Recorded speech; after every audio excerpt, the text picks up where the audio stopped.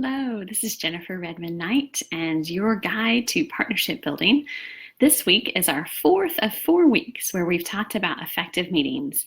And the weeks before that, we really talked about facilitation and tips and tricks, and they go hand in hand. As I said, even at the beginning of the meetings, you can be a phenomenal facilitator. And there's a few other tricks that are really important to do in order to ensure that your meetings are effective.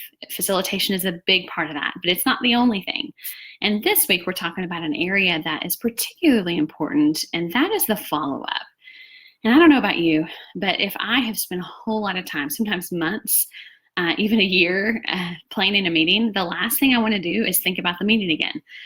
The challenge with that is it kind of takes away from the effectiveness of that meeting if we don't provide the follow-up and the next step and the what do we do now.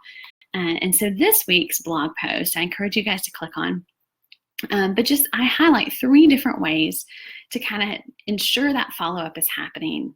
The first piece is to schedule time. Just as you schedule time for your meetings, schedule time for your follow-up.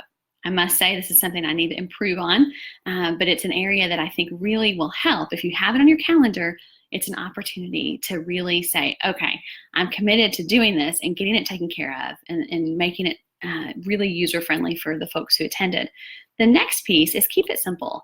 I don't know about you, but many times I have had people go, oh my gosh, meeting minutes or these notes, they could go on and on. We had all these conversations, but it doesn't have to be super complicated. You can have simply, here's the decisions that were made, the action items, and who's going to do them, and then a few highlights of the discussion that happened. Keep it simple.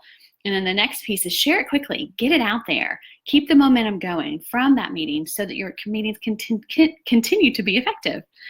Again, I just appreciate y'all's involvement in this, and I would love to hear from you about what's worked for you when it comes to following up on meetings. How have you made that a part of your meeting practice, and what has worked for you? I'd love to hear that in the comments.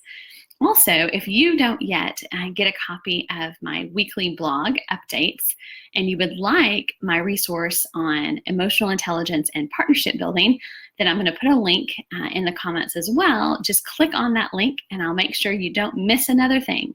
So again, thank you so much for being here, and I hope you have some phenomenal effective meetings and that you be sure to follow up.